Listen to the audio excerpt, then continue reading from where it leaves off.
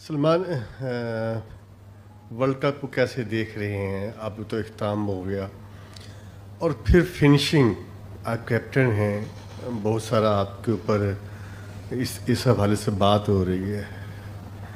आखिरी 3 ओवर आपने कैसे खेले और आखिरी 3 ओवर आपने कैसे करवाए, इसको आप किस नज़र से देखते हैं? हार जीत it's a part of the game, but अगर आप अपनी कारकर्दगी से क्या मुतमिन हैं? नहीं, ऑब्वियसली सर, हम अगर आप पूरा टूर्नामेंट ही देखें तो उस पूरे टूर्नामेंट को अगर सम अप करना हो तो मेरे ख्याल से हमने काफ़ी अंडर परफॉर्म किया। और 20 ओवर की गेम में सर हम 18 ओवर बहुत अच्छे खेले थे और दूसरी टीम अलाउ करती है कि 2 ओवर वो अच्छे खेलें। हाँ, हमने जो लास्ट 3 ओवर किए हैं वो हमारी एग्जीक्यूशन अच्छी नहीं थी। हम इससे बेटर बॉलिंग यूनिट है और इससे बेटर बॉलिंग हमने की हुई है पास्ट में। हाँ, हमारी एग्जीक्यूशन मिसिंग थी आज। सलमान, ये लगातार चौथा आईसीसी इवेंट है जिसके हम सेमीफाइनल मरहले में क्वालिफाई नहीं कर सके। क्या हम लोग जो इंटरनेशनल क्रिकेट इस वक्त खेली जा रही है उससे हम बहुत पीछे रह गए हैं, या फ्लास्ट ऐसे थे सिलेक्शन में, बैटिंग ऑर्डर में, टीम कॉम्बिनेशन में? सर बिल्कुल आप ठीक कह रहे हैं कि पिछले 4 आईसीसी के टूर्नामेंट में हम सेमीफाइनल में नहीं पहुंचे और हम उसकी वजह ये है कि हमको प्रेशर में अपनी गेम को इंक्रीज़ कैसे करना है, और प्रेशर में जब प्रेशर पड़ता है तो उसमें जो हमारी डिसीजन मेकिंग है उसको अच्छा कैसे करना है, मेरे ख्याल से वो ज़्यादा मैटर करता है राइट नाउ। क्योंकि हम जब भी अंडर प्रेशर आते हैं तो मेरे ख्याल से हमारी डिसीजन मेकिंग उतनी अच्छी नहीं है जितनी होनी चाहिए। जब आप वर्ल्ड कप जैसे आईसीसी इवेंट्स में आते हैं तो वहाँ पर प्रेशर तो रहता ही है, तो वो प्रेशर में डिसीजन मेकिंग अगर आपकी अच्छी नहीं होगी तो रिज़ल्ट मेरे ख्याल से ऐसे ही आएंगे।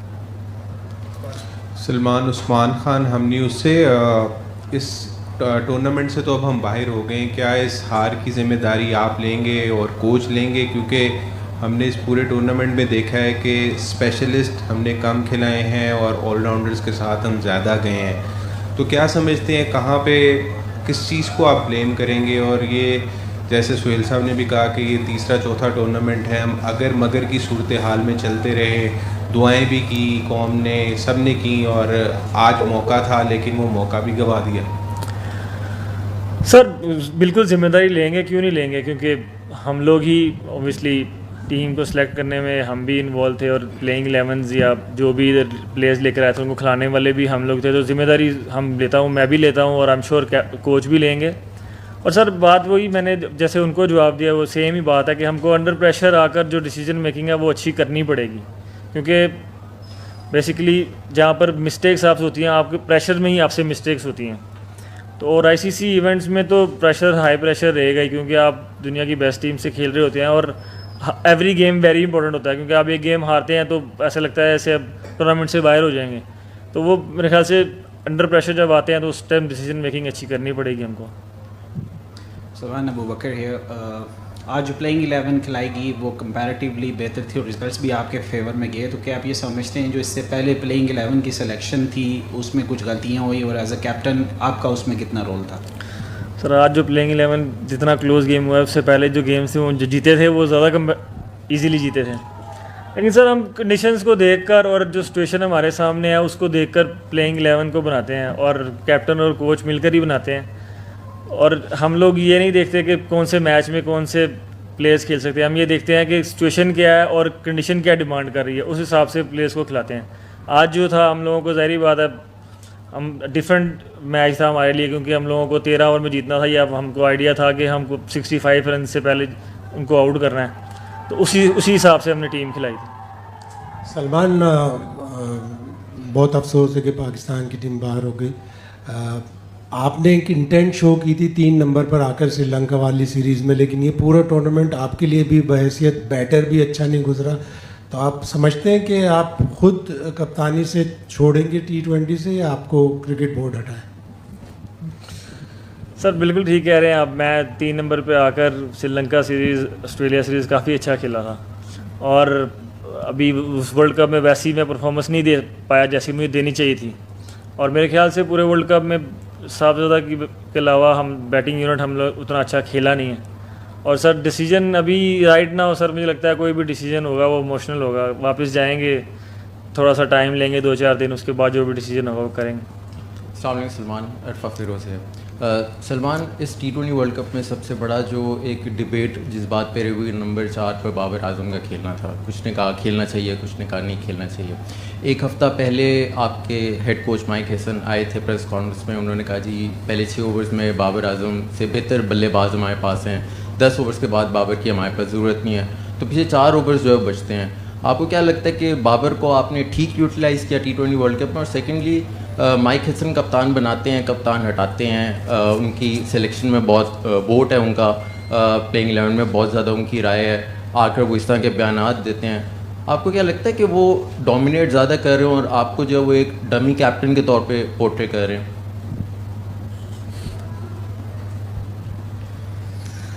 मसला ये है कि अगर मैं इसका जवाब ना दूँ तो आप डिसरिस्पेक्ट लेंगे। लेकिन सर देखें, मेरी बात सुने, जब कोई टीम बनती है तो वो ये टीम गेम है, ये किसी एक के डिसीजन से नहीं बनती, ये सारे लोगों के डिसीजन से, जो स्टेक होल्डर्स हैं उनके डिसीजन से बनती है। और रही बात बाबर की, बाबर का इस वर्ल्ड कप में डिफरेंट रोल था। एक नंबर 4 पे मतलब एक्सपीरियंस बैटर है, हम लोगों को वहाँ पे बैट्समैन चाहिए था कि एक मिडिल ऑर्डर में आकर हमको जो स्टेबिलिटी दे पाए, और हम लोगों को जो हमारी जो मोस्टली हमारी जो होती है कोलैप्स वो बचाए, उसका डिफरेंट रोल था। और जब आप वर्ल्ड कप के लिए आते हैं तो आप प्लेयर्स के रोल्स को डिफाइन करके आते हैं, उसका ये रोल था और हम उसको इसी जगह पर देख रहे थे।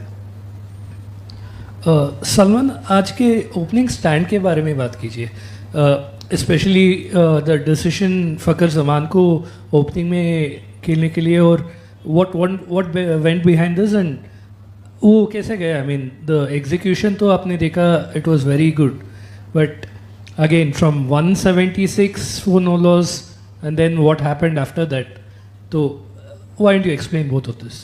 ये हम लोगों को आइडिया था कि जब हम यहाँ आ रहे थे तो हमको पता था कि अगर हम पहले बैटिंग करते हैं या बाद में बैटिंग करते हैं तो हमको जो पावर प्ले को यूटिलाइज़ करने के लिए फ़खर जैसे प्लेयर की ज़रूरत पड़ेगी, और साइम की उस तरह अच्छी फॉर्म भी नहीं थी, तो हमको लगा था कि उस जगह पर हमको फ़खर को यूज़ करना, और उसने आउटस्टैंडिंग बैटिंग की आज।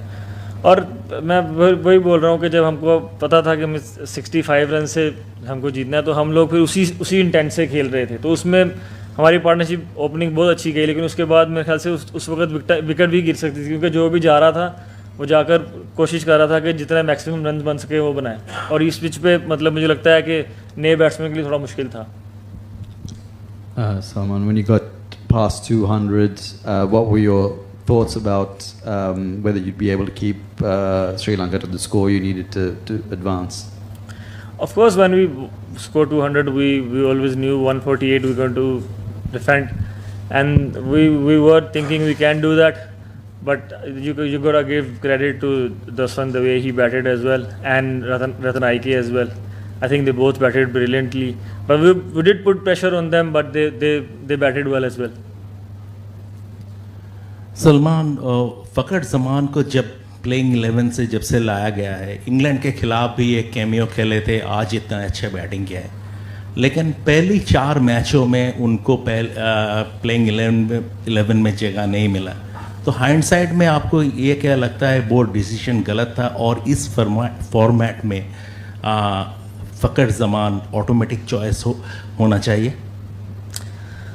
सर अभी राइट नाउ ओबियसली हम कह सकते हैं कि उनको पहले मैचेस भी खेलने चाहिए थे, क्योंकि वो जो मैचेस खेले हैं उनमें उन्होंने काफ़ी अच्छी परफॉर्मेंस की है। लेकिन आप उससे पहले देखेंगे तो उनकी फॉर्म उतनी अच्छी नहीं थी, वो भी स्ट्रगल कर रहे थे। लेकिन हाँ, अगर अभी राइट नाउ आप बैठ के ज़रूर कह सकते हैं कि उनको पहले 4 मैचेस भी खेलने चाहिए थे। सलमान, अनफॉर्चुनेटली हम नहीं पहुंच सके सेमीफाइनल में, लेकिन पाकिस्तान टीम का एक अलमिया रहा है कि वो हमेशा से एक स्टार बनाती भी है और प्लेयर को जो है वो ख़त्म भी कर देती है। हमारे माजी में देख लें, अब्दुल समद हो गया, हसन नवाज़ हो गया, सीबुल्ला हो गया, सब माजी का हिस्सा बन चुके हैं। क्या ख्वाजा नाफे को आप एक मैच या एक सीरीज़ के बलबूते पे आगे कंटिन्यू नहीं करेंगे, उसकी परफॉर्मेंस जिस तरह नहीं आई है, या उसको भी आगे साइम की तरह मौका दिया जाएगा जिस तरह वो 2 साल से पाकिस्तान टीम में उतार चढ़ाव है, उसकी परफॉर्मेंस भी अप टू द मार्क नहीं है? बिल्कुल, मुझे लगता है ख्वाजा नाफे ऐसा बैट्समैन है जो पाकिस्तान को फ्यूचर में काफ़ी लंबे अरसे के लिए सर्व कर सकता है, तो वो ऐसे प्रोडक्ट ज़रूर है कि उन पर इन्वेस्ट किया जा सकता है, और मुझे लगता है कि वो आगे पाकिस्तान के लिए अच्छा सर्व करेंगे। और रही बात हसन अब्दुल समद, मेरे ख्याल से वो लोग भी फ्यूचर का हिस्सा मुझे लगता है आगे T20 टीम में स्पेशली ज़रूर नज़र आएंगे आपको। Thank you.